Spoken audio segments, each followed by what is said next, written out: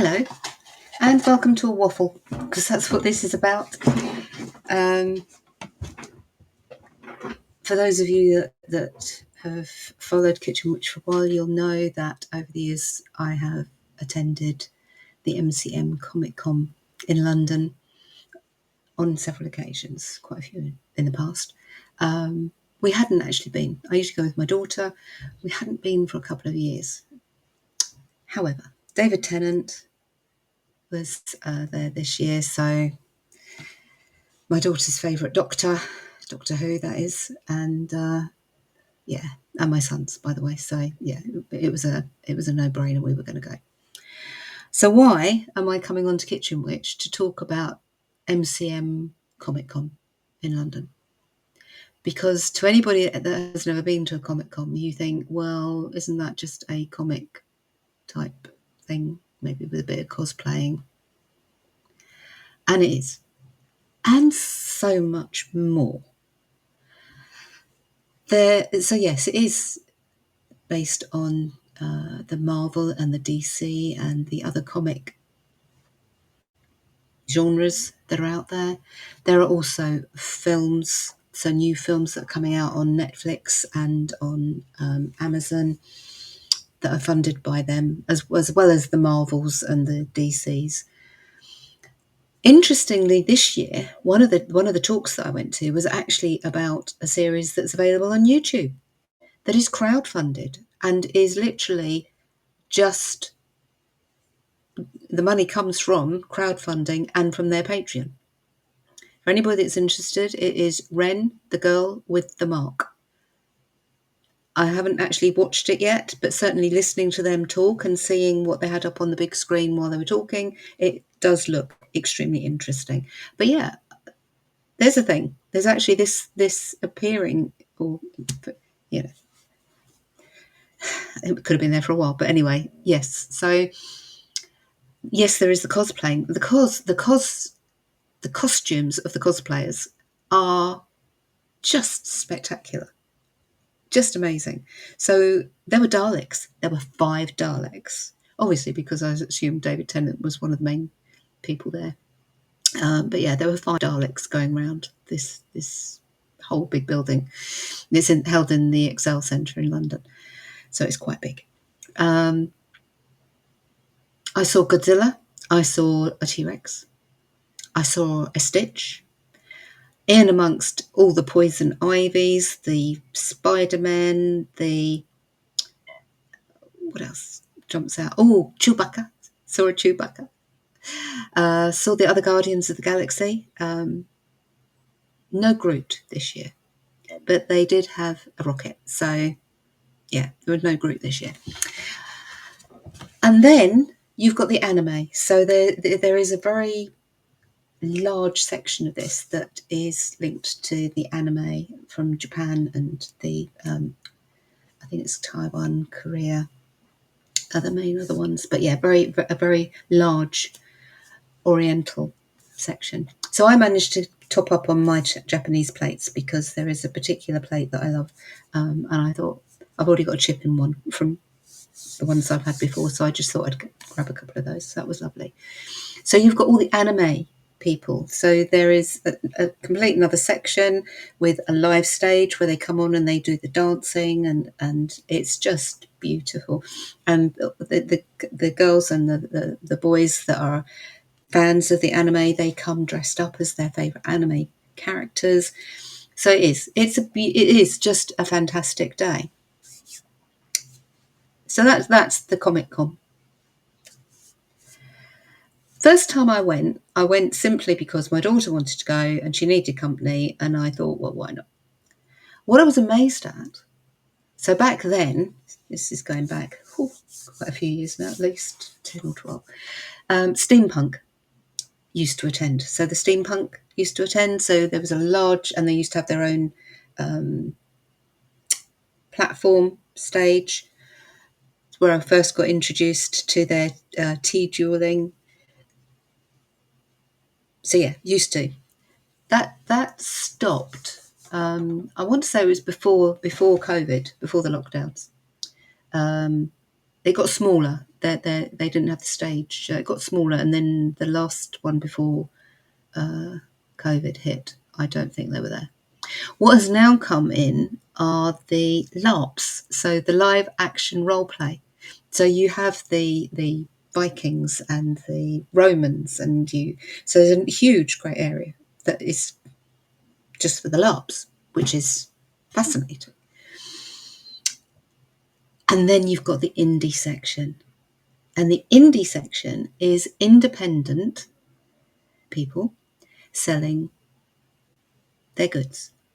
So it can range from, so this year there were 2 stalls, and I'm talking like huge stalls, double table type things, that literally had, and I'm going to say this wrong, had nothing but amigurumi, which is the Japanese crochet of the figures. So you had from tiny, tiny, little tiny things right up to huge, great things on these stalls. So they had 2 of those.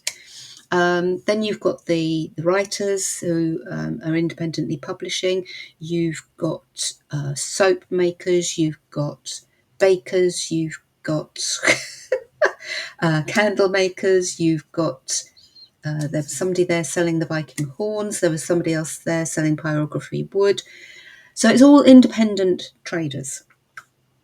And that's you. So having gone round everywhere else, that's where I usually end up and have a really good sort of like just look around, because that's where I find the energy just so amazing. And you often get those little gems that you don't expect to find in somewhere like MCM Comic Con. And that is exactly what happened to me this year. I'm wandering around looking at all these fantastic artworks, books, soaps, and all of a sudden I see a papier-mâché moon with somebody sitting on it and think, oh, that looks interesting. And now this happened several years ago at Comic Con when I saw a pentacle on somebody's sign, so I went straight for that and managed to get hold of their books. Very good books. He's still writing, by the way. So yes. So, but this is talking about this one. So, moon, person sitting on the moon, thought that looks interesting. Let's go and have a look. And it was extremely interesting. So I am going to change over to this, because what I found was an artist. So his name is Adam Olas. He is an illustrator, and he illustrates nature and mythological things, basically. He has done 1 book so far. He's got another book coming out soon.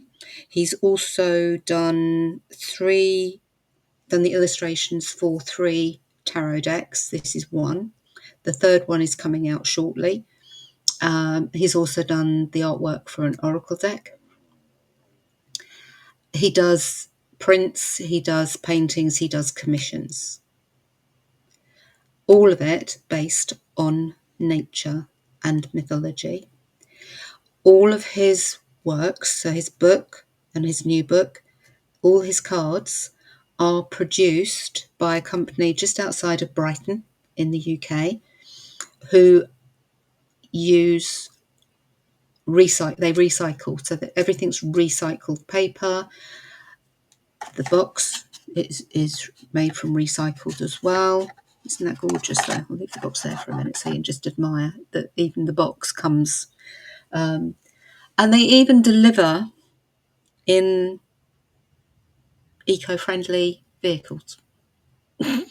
So everything is ethically sourced. Everything is, even his paints that he uses are all natural based colorings. So yeah. So I'll read what it says on the back of this. So as I say, there was this, and there was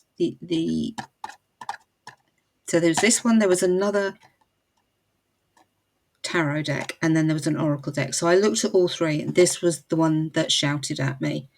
And for those again that know me, tarot is not actually one of my strong points. However, this one This one, I had no choice. It had to come home with me. So this one is called Smoke, Ash and Embers. Wander into a magical world where dragons do exist. It's created by Stephanie Burrows and illustrated by Adam Ohlers. Dwelling inside, you'll find 78 Rider-Waite-Smith inspired tarot cards, 2 keyword reference sheets, and a multitude of dragons eagerly waiting to help guide you through the day. And then it says printed by Generation Press.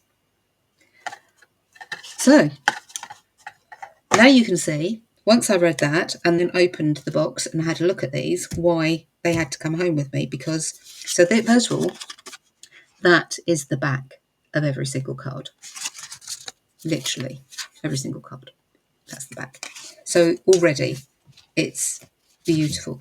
The card itself is really sturdy. It's not thick as such, but it is really sturdy. I've pulled out a few. I say a few, and I'm not going to show you all of these. I'll put them there so you could get a, sort of like an idea of them. But I pulled out a few from each of the major and minor arcana, and then a couple of other bits. So the first thing I'll say is that this is just an extra card. It's just an extra illustration showing 2 dragons circling around each other like a figure of 8, which is stunning, absolutely stunning.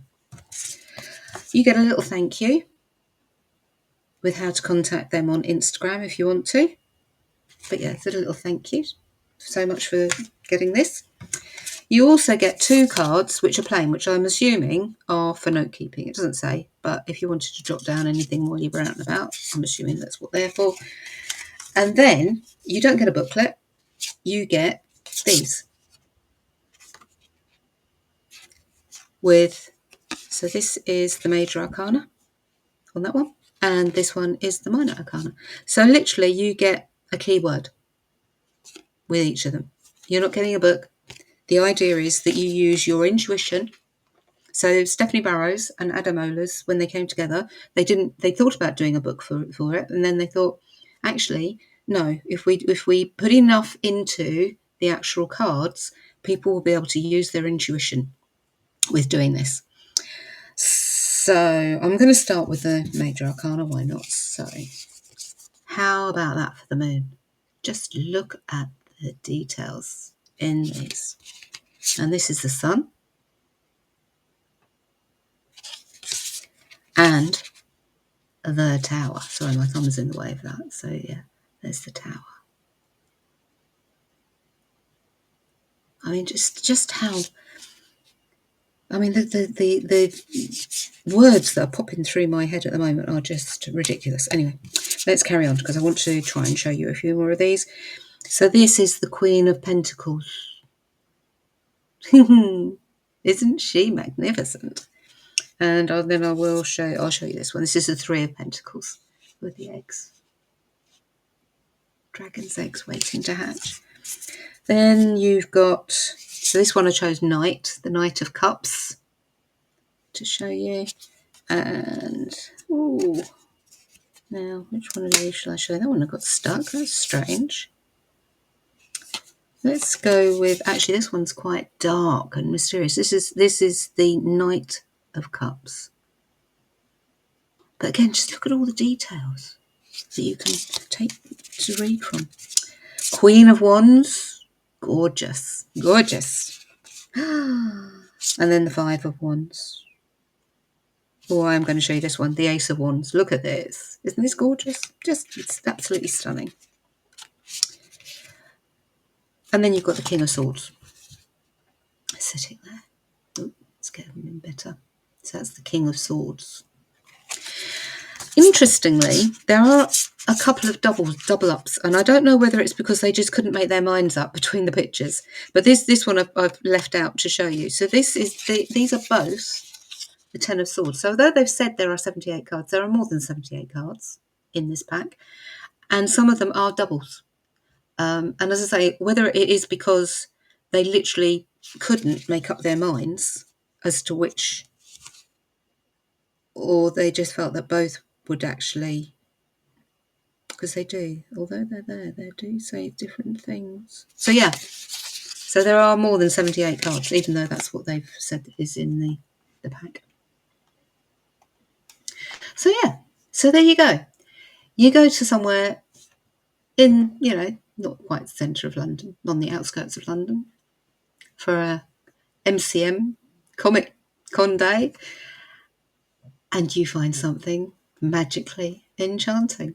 And I thought I'd just share that, you can find these things in the most unexpected places. I hope this has been of interest. It is literally, there isn't a blog or anything to go with this. This was just me saying how wonderful to be able to find something as gorgeous as these cards, and to get to meet such a nice person, because Adam Owens was really charming, and very informative, and answered any questions.